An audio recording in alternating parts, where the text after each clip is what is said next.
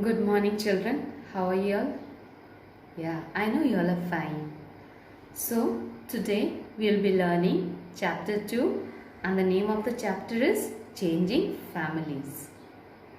Now, in this chapter, we'll be learning about what is a family, the changes that has taken place in the family patterns, about migration and the migrants, about emigration and the immigrants, about displacement and the reasons for displacement.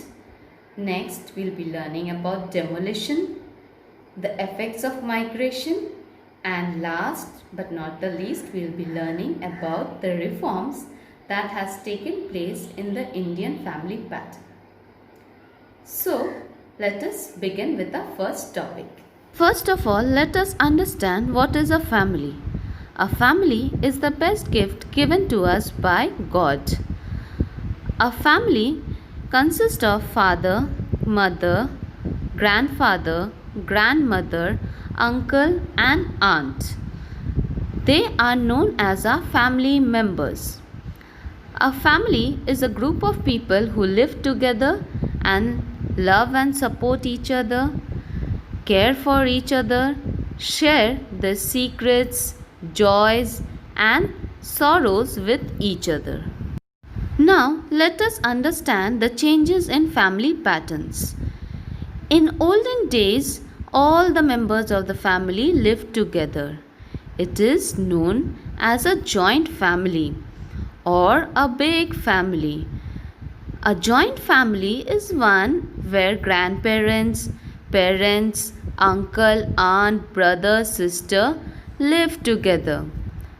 But the pattern of family is changing nowadays. People now prefer living in nuclear family.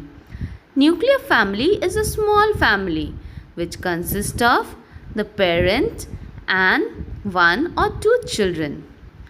Women were previously not allowed to go out of the houses. They were not allowed to pursue higher education or do a job of their own choice. They did the household work like washing clothes, cooking foods, etc. But the scenario has changed now. Now the women are encouraged to pursue higher education, choose the profession of their own choice. Now the women have become qualified, smart, confident, and independent. Children, I hope the changes in the pattern of the family is clear to you all. Now let us learn about migration. When people move from one place to another to settle down, it is known as migration. The people who move from one place to another are known as the migrants. Now, let us understand the reasons for migration. People tend to migrate in search of better job opportunities. Now, this means when a person gets a better job opportunity in some other city, he or she will leave his own place and go and settle down in that city. Also, when a person has transferable job, he or she has to leave his place and move to a new place. The other reason for migration is in order to get better education. Children nowadays go on for higher studies. So, they tend to move out of their place and go to some other place where there are better education facility. Now, let us learn about emigration. What is emigration? Emigration is the process when people go and settle down in other countries. The people who migrate to other countries are called immigrants. When people go and settle down in other countries, or when the immigrants go and settle down in the countries abroad, they have to adjust a lot. What do they have to do? They have to learn the new languages. They have to adjust with the cuisines or the foods. They have to adjust with their dress and their. So, children, the difference between migration and emigration is clear to you all, right? Let us once recapitulate what is migration and what is emigration. Migration is the movement of the people from one place to another and settling down in that place. And emigration is the process when people go and settle down in other countries. Now, children, let us understand what is displacement and what are the reasons for displacement. Displacement occurs when people are forced to leave their houses and settle down in a new place. So, we can call displacement as forced migration. Why? Because people are forced to move out from that place. Now, let us understand what are the reasons for displacement. Displacement occurs due to two reasons. They are natural calamities and man-made calamities. Let us now learn what are natural calamities.